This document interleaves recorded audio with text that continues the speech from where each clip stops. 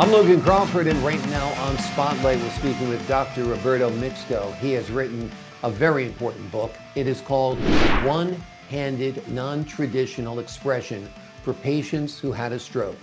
It is a valuable resource aimed at improving communication for stroke patients who may be paralyzed on one side of their body. The book provides an easy-to-follow method for one-handed communication in both English and Spanish. We're delighted to have this very talented author join us here today on Spotlight. We thank our team at Atticus Publishing for helping us put him in the spotlight today. And we ask viewers like you to support writers like him by subscribing to our channel. Doctor, thank you so much for joining us here today on Spotlight. Thank you for inviting me. My pleasure. This book obviously is targeted to a very specific audience, and that is people who have suffered a stroke, are one-handed now, or their caregivers, correct? Yes, it's written for the patient who had the stroke, for the therapy who treat them, for nurses who take care of them in the hospital or in rehab centers, or the family who has somebody in the family who has a stroke in which the speech is affected. They cannot talk, but they can comprehend. They have good comprehension and usually paralyzed one side.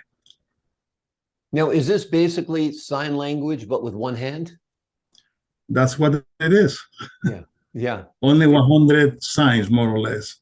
Okay. And this is a technique that you developed yourself? Well, what happened is because in neurology, I've been now doing for 35 years, you deal with stroke all the time. So I see the frustration of this patient in which they have a stroke, they cannot talk, they call the speech therapist, the family doesn't know how to communicate with them, and then they eventually go to a rehab center, then come back home, and they're stuck in a chair, and nobody know how to deal with them. Yeah. Okay, so I say, well, why not to use a one-hand sign language? Because sign language is about 25,000 words, and you use mainly both hands.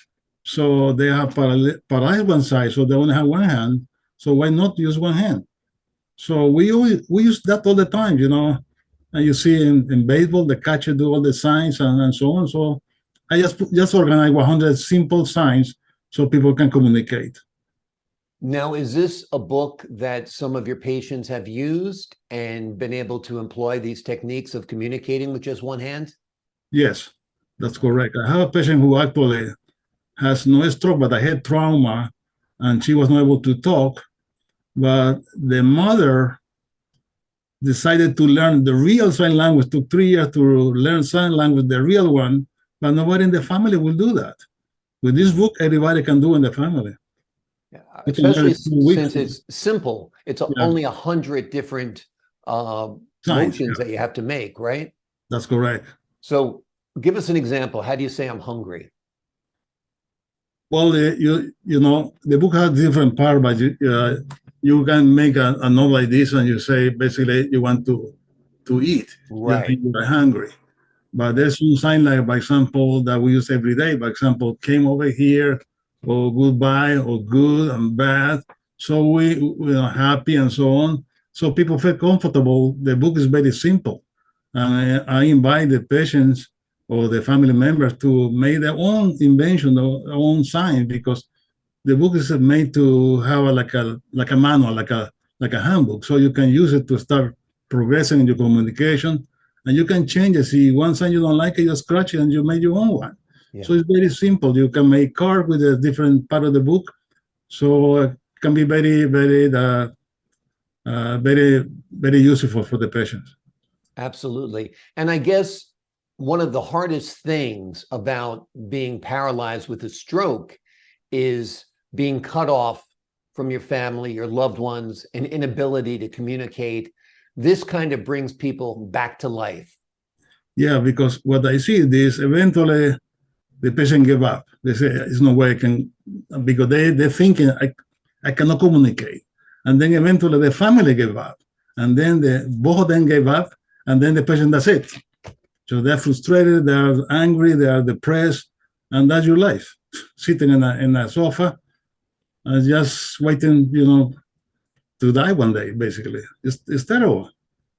It is terrible. Have you presented this book, this form of communication, to medical groups, to professional organizations where other doctors might start implementing this communication plan with their patients?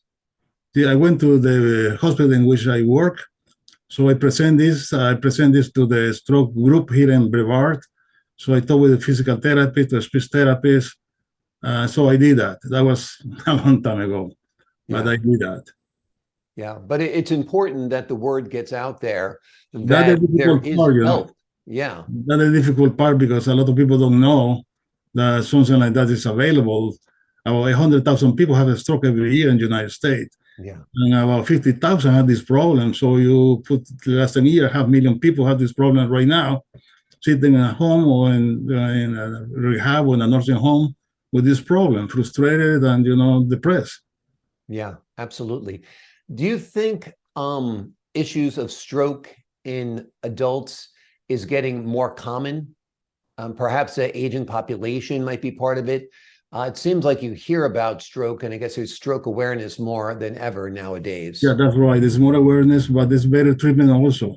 The treatment for stroke has improved tremendously in the last few years. I mean, there's no question about it. So I have to be, as soon as you know you have symptoms for a stroke, you need to run to the hospital because they can treat you. I mean, there's a new treatment, and it's available for a few years and few more in the last few years, making it more exciting to deal with a stroke. When they start practicing neurology, the only thing we have is an aspirin. You have a stroke, give an aspirin. If the CAT scan show a bleeding, then don't give an aspirin Yeah, and call the therapist. I mean, it was terrible. But then after the year, have been seeing how neurology has progressed. So for somebody who is there, be sure you have a sign for a stroke, run to the hospital. yeah, yeah. The sooner you get treatment, the Oh, less yes. severe your symptoms and your ailments might be. That's for sure. Now, this book is available in both Spanish and English, right? I guess it's important to have resources like this in multiple language, considering diverse communities are affected by stroke. That's correct. I mean, just because I speak Spanish, I'm from El Salvador, so I did it in Spanish, but it's a lot of different other language that should have it too, because stroke happen everywhere. Yeah, absolutely. Absolutely. Now, in addition to your book, are there any other strategies or tools that you'd recommend for stroke patients and their families to enhance their overall quality of life during the recovery process? Well, usually the speech therapy, the physical therapy should guide the patient what to do. Sometime in the past, they use communication boards, a lot of pictures, so that people will point it there what they want. They want water, they want food, whatever they need. But you cannot have a communication board with you all the time. So sometimes you can have a stroke and affect your speech for a few months, and then eventually you'll recover. But the first few months, this book can be very helpful. Yeah, it can absolutely bridge the gap from the time you're sick to the time you're well again. Yeah. And like you said, it's the isolation of not being able to communicate that adds depression to the patients, that makes their recovery much, much more difficult. When did you write this book? What was it like for you writing this book? I wrote the books about 10 years ago. I mean, published about 10 years ago. I started working like 14 years ago, but I published 10 years ago. Wonderful, wonderful. Well, it's an important book, and it seems like it should be standard issue for anyone who has paralysis on one side of the body and only has one hand to communicate with. So it's important to get the word out there. So we appreciate you being on our show today and sharing the message. Before we leave you today, anything else you'd like our viewers to know? Yes. You could have not necessarily a stroke. You could have a head trauma. You could have a brain tumor. You could have a car accident. You could have a throat cancer. You can have a severe pharyngitis or laryngitis. You cannot talk for several weeks. I have a patient right now who is going to throat cancer radiation. He basically cannot talk. So I talked to him about my book. So, it's not necessarily a patient with a stroke. It's also people with other medical conditions that can affect your speech. And if you can use both hands, well, the book is for one hand, but not everybody going to be paralyzed. But this mainly for the people who are paralyzed, but anybody else can use it too. Yeah. And it's a simple form of communication, which I like as well. 100 symbols. It seems like they're easy to make, easy to remember. Some of the traditional sign language can be quite complex. So That's particularly with right. elderly patients who might not have the learning capacity for That's a right. full sign language course, this is like a shorthand of sign language. And I think it's That's very right. That's powerful. exactly what it is. Yeah, wonderful, wonderful. The name of the book, once again, is One-Handed, Non-Traditional Expression for Patients Who Have Had a Stroke.